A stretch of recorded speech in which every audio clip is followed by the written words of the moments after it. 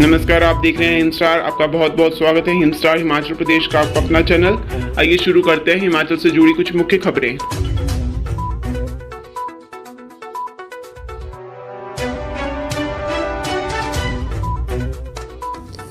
PM Modi ने मन की बात में सराही किन्नौर की तकनीक बताया, ड्रोन से मंडियों तक कैसे पहुंचाया सेब।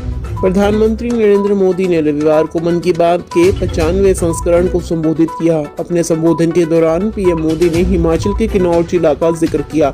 भारत अब ड्रोन के क्षेत्र में भी तेजी से आगे बढ़ रहा है।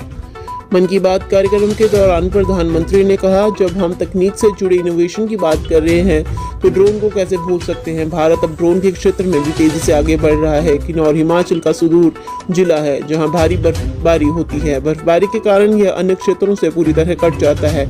ऐसे में यहां से सेब को बाहर ले जाना कठिन होता है। ड्रोन के माध्यम से आसानी से सेब मंडियों तक पहुंचाया जा सकेगा। इससे जहां कम खर्च होगा वहीं मंडियों में समय पर सेब पहुंच पाएगा। इसका सफल ट्रायल हो चुका है। देशवासी अपने इनोवेशन से उन चीजों को भी संभव बना रहे हैं जिनकी पहले कल्पना तक नहीं की जा सकती थी। इसे देखकर किसे खुशी नहीं होगी। 14 नवंबर को किन्नौर के निचार में ड्रोन से सेब ढुलाई का ट्रायल सफल रहा। ट्रायल के दौरान सेब की 20 किलो की पेटी को ड्रोन से 6 मिनट में 4 किलोमीटर दूर पहुंचाया गया था। बेहतर सड़क सुविधा के अभाव में यहां पैदल सेब की ढुलाई करनी पड़ती है। निचार पंचायत के उप प्रधान जगदेव नेगी ने भी बताया था कि मजदूरों से ढुलाई महंगी पड़ती है। कई बार मजदूरों की कमी भी हो जाती है। ड्रोन से सेब की ढुलाई हमारे लिए लाभदायक है। सब्जियों और फलों का कारोबार करने वाले वीग्रो कंपनी ने स्काई एयर कंपनी के साथ मिलकर बागबानों के सहयोग में यह ट्रायल किया था। कंपनी के क्षेत्रीय प्रबंधक दिनेश नेगी ने बताया कि जल्द ही ज्यादा वजन उठाने में सक्षम ड्रोन से भी ट्रायल किया जाएगा।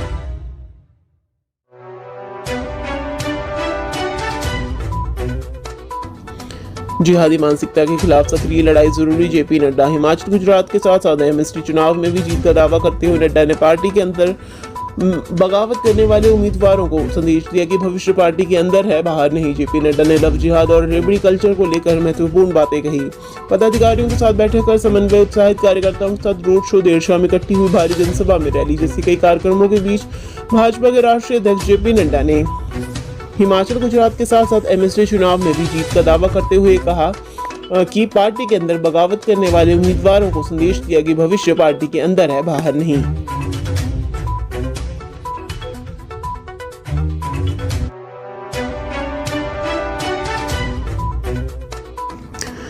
जेपी नड्डा के गृह जिला में 27 साल से नहीं टूटा रिकॉर्ड, बदलेगा रिवाज या बनी रहेगी परंपरा। जिला बिलासपुर में वर्ष 1990 से लेकर 2017 तक कांग्रेस व भाजपा में से कोई भी दल चारों विधानसभा सीटों पर कब्जा कायम नहीं कर पाया है।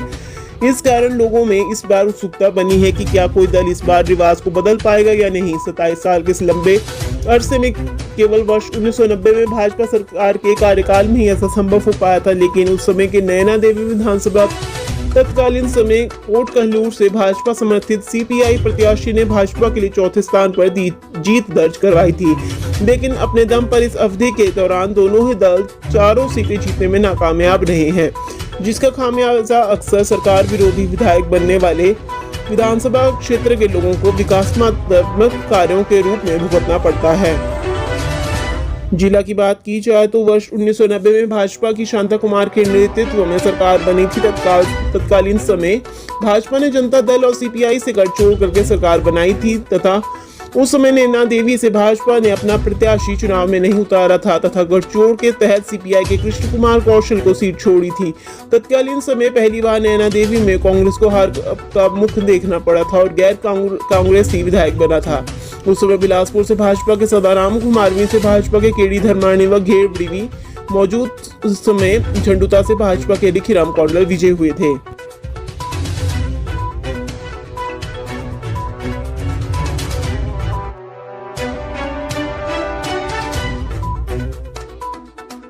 मुकेश अग्निहोत्री का तंज, मुंगेरी लाल के सपने न देखे जयराम हकीकत का सामना करें। मुकेश अग्निहोत्री ने कहा कि जयराम ठाकुर को चुनावों के बाद हकीकत का सामना कर लेना चाहिए। हिमाचल में कांग्रेस की सरकार पूर्ण बहुमत से आ रही है, ऐसे में मुख्यमंत्री को मुंगेरी लाल के हसीन सपने देखना बंद कर देना चाहिए। मुकेश अग्निहोत्री ने कहा कि सपने देखना बुरी बात नहीं है, लेकिन जिस प्रकार से मुख्यमंत्री जयराम ठाकुर सपने देख रहे हैं वह कभी पूरे नहीं होने वाले हैं। रिवाज नहीं तख्त व ताज बदल रहे हैं। हिमाचल की जनता ने जनादेश दिया है और 8 दिसंबर को कांग्रेस के पक्ष में होगा। कांग्रेस पार्टी सत्ता में आकर पहली कैबिनेट में कर्मचारियों के साथ किए गए वादे पूरा करेगी। 300 यूनिट बिजली निःशुल्क दी जाएगी। 1500 रुपए महिलाओं को देने का वादा पूरा किया जाएगा। कांग्रेस ने जो गारंटी जनता को दी है वह तय समय में पूरा करेगी। नेता प्रतिपक्ष ने कहा कि पार्टी का नेतृत्व मजबूत है। कांग्रेस पार्टी एकजुट है। ऐसे में भाजपा को कांग्रेस की चिंता छोड़कर अपनी चिंता करनी चाहिए। भारतीय जनता पार्टी गुटबाजी के साथ अनेक प्रकार के विद्रोह का सामना कर रही है। भारत जोड़ो यात्रा के तहत जिस प्रकार से जन समर्थन मिल रहा है वह अपने आप में कांग्रेसी नेतृत्व के लिए बढ़ता विश्वास है। नेता प्रतिपक्ष मुकेश अग्निहोत्री ने कहा कि सरकार प्रदेश में सत्ता में आकर वादों को पूरा करेगी। आर्थिक संसाधनों में मजबूती आएगी। हम केंद्र सरकार के पास भीख नहीं मांगेंगे बल्कि हिमाचल प्रदेश का हक लेने का हर संभव प्रयास किया जाएगा। हिमाचल प्रदेश के हक पर केंद्र को कुंडली नहीं मारने दी जाएगी।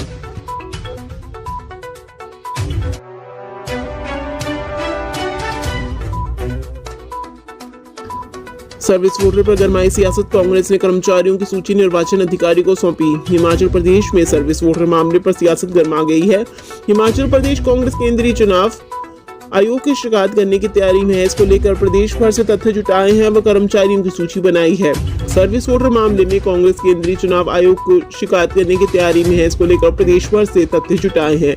बिलासपुर के घुमारवीं से कांग्रेस प्रत्याशी राजेश धर्मानी ने ऐसे 18 कर्मचारियों को सूची जिला निर्वाचन अधिकारियों को सौंपी है, जिसमें कहा है कि दूसरे चुनाव क्षेत्र में ड्यूटी देने वाले कर्मचारियों ने समय पर पोस्टल बैलेट के लिए आवेदन किया था, लेकिन डाक विभाग की देरी के कारण आवेदन समय पर रिटर्निंग ऑफिसर कार्यालय नहीं पहुंच पाए। इससे आरओ स्तर पर कर्मचारियों को पोस्टल बैलेट नहीं दिए गए और कई लोग वोट नहीं दे पाए।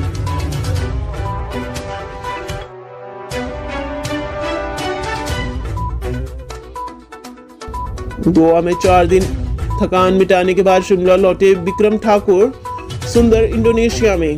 हिमाचल प्रदेश विधानसभा चुनाव में पसीना बहाने के बाद उद्योग मंत्री विक्रम सिंह ठाकुर 4 दिन गोवा में थकान उतारने के बाद रविवार को शिमला लौट आए। चुनाव मैदान में राजनीतिक लड़ाई लड़ रहे कई नेता थकान उतारने के लिए बाहर घूमने गए हैं। कुल्लू से कांग्रेस विधायक सुंदर ठाकुर पत्नी के साथ इंडोनेशिया गए हैं। अर्की से कांग्रेस विधायक संजय अवस्थी 3 दिन पहले अकेले हिमाचल भवन पहुंचे थे।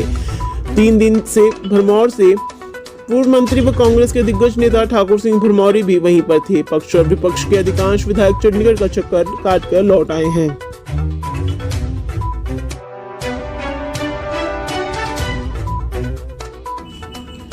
धर्मशाला के डॉक्टर प्रदीप बने एबीवीपी के राष्ट्रीय उपाध्यक्ष। कार्यकारिणी में हिमाचल के 10 पदाधिकारी। अखिल भारतीय विद्यार्थी परिषद एबीवीपी का 68वां राष्ट्रीय अधिवेशन जयपुर राजस्थान में हुआ। इसमें वर्ष 2022-23 की कार्यकारिणी का गठन किया गया, जिसमें हिमाचल के कार्यकर्ताओं को भी राष्ट्रीय कार्यकारिणी में दायित्व मिला है। धर्मशाला के डॉक्टर प्रदीप कुमार को राष्ट्रीय उपाध्यक्ष चुना गया है। राष्ट्रीय कार्य समिति सदस्य डॉक्टर नागेश ठाकुर शिमला व कोमल वेकरा धर्मशाला को शामिल किया गया है। प्रदेश संगठन मंत्री गौरव अत्री शिमला, राष्ट्रीय कला मंच राष्ट्रीय संयोजिका गुंजन ठाकुर शिमला को बनाया गया। राष्ट्रीय कार्यकारिणी सदस्य डॉक्टर रमेश ठाकुर शिमला, शिल्पा कुमारी शिमला, अमन राणा शिमला और अभिनव मंडी को चुना गया है। प्रदेश मंत्री ने बताया कि परिषद ने अपने पूर्व के सभी कीर्तिमानों को ध्वस्त करते हुए नया इतिहास रचा है। विद्यार्थी परिषद की सदस्य 45 लाख पार कर गई है। विद्यार्थी परिषद के 7.5 दशक में कभी भी इतनी सदस्यता नहीं हुई थी। इस प्रकार एक बार फिर अखिल भारतीय विद्यार्थी परिषद ने विश्व के सबसे बड़े छात्र संगठन का गौरव बरकरार रखा है।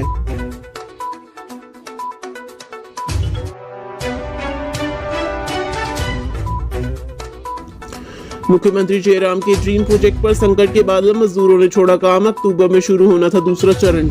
छोटी काशी मंडी की कांगनी धार में चल रहे शिवधाम के काम में बाधाएं समाप्त नहीं हो रही हैं। इसके निर्माण में लगी कंपनी के मजदूर अब काम छोड़कर चले गए हैं। ऐसे में अब शिवधाम का काम फिर धीमा पड़ गया है। हालांकि अक्टूबर माह में इसका दूसरा चरण आरंभ होना था, लेकिन लगातार हो रहे विवादों के कारण काम लटकता जा रहा है।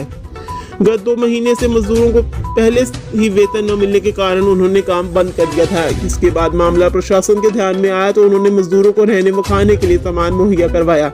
मामला उछलते ही कंपनी ने मजदूरों का वेतन जारी कर दिया। 19 नवंबर को वेतन जारी होने के बाद काम शुरू हुआ, लेकिन सामान घर छोड़ने की बात कहकर मजदूर अपने घरों को चले गए, लेकिन वापस नहीं लौटे हैं। ऐसे में फिर से शिवधाम का काम अधर में लटक गया है।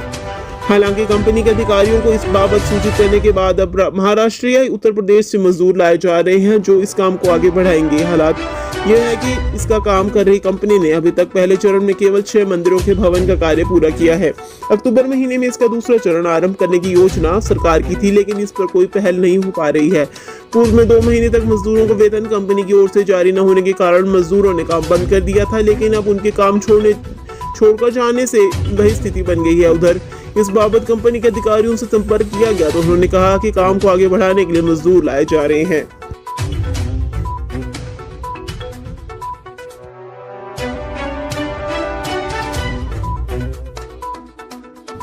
लगातार तीसरे साल गणतंत्र दिवस की परेड में नहीं दिखेगी हिमाचल प्रदेश की झांकी, क्या है वजह? इस वर्ष भी गणतंत्र दिवस परेड में हिमाचल प्रदेश की झांकी नजर नहीं आएगी। हिमाचल प्रदेश भाषा, कला एवं सांस्कृतिक विभाग के अधिकारियों का कहना है कि मंत्रालय ने राज्य सरकार को समय पर सूचित नहीं किया गया था। गणतंत्र दिवस परेड पर झांकी प्रस्तुत करने के लिए राज्य सरकार द्वारा कलाकारों को न्योता दिया जाता है। वे 4-5 विषय के साथ केंद्रीय संस्कृति मंत्रालय के समक्ष विषय रखे जाते हैं। प्रदेश में कलाकार को मात्र 5,000 रुपए दिए जाने की बात सामने आई है, जबकि अन्य राज्यों में कलाकार 5 लाख रुपए तक लेते हैं। पिछले वर्ष गणतंत्र परेड के लिए हिमाचल की ओर से धामी गोलीकांड विषय पर केंद्रित झांकी अंतिम चरण में बाहर हुई थी। तब बिलासपुर में स्थापित हो रहे एम्स, सेब बागवानी क्षेत्र, पहाड़ी परंपरागत संस्कृति, IIT मंडी, फार्मा उद्योग, 4 मेडिकल कॉलेज और धर्मशाला क्रिकेट स्टेडियम को भी विकास यात्रा में शामिल किया गया था, लेकिन सेब का रंग लाल करने की जगह गोल्डन करने का सुझाव दिया और अन्य सुझावों में हिमाचली युवती को परंपरागत परिधान में दिखाने को कहा गया था। करीब 15 वर्ष के दौरान प्रदेश की ओर से लाहौल स्पीति, किन्नौर, चंबा की संस्कृति, राष्ट्रपिता महात्मा गांधी की हिमाचल संबंधी यात्रा, अटल रोहतांग सुरंग, धामी गोलीकांड के विषय चयन प्रक्रिया से बाहर होते रहे हैं। इस पर पंकज ललित, निदेशक हिमाचल प्रदेश भाषा, कला एवं संस्कृति विभाग का कहना है कि हमें गणतंत्र दिवस परेड पर दिखाई जाने वाली राज्यों की झांकियों के संबंध में सूचना देरी से पता चली। इसके अतिरिक्त प्रदेश में विधानसभा चुनाव भी थे, जिससे इस पर तत्परता से काम नहीं हो सका।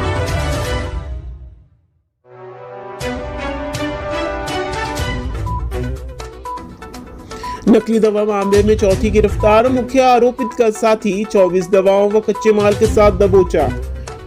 हिमाचल के सोलन जिला के औद्योगिक क्षेत्र बद्दी में नकली दवा निर्माण के मामले में रविवार गत चौथी गिरफ्तारी हुई। ड्रग विभाग ने बद्दी ने मुख्य आरोपित मोहित बंसल के साथी नरेश कुमार को गिरफ्तार किया है। नकली दवाओं की फैक्ट्री सील करने के बाद राज्य ड्रग कंट्रोलर नवनीत मारवा ने अलग से एक टीम का गठन किया था ताकि गहनता से जांच की जा सके।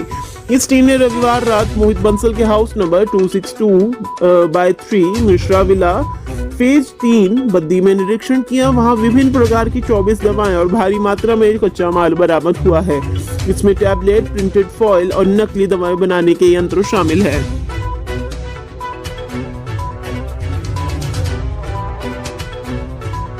हिमाचल की हर खबर पाने के लिए हिंद स्टार से जुड़ें।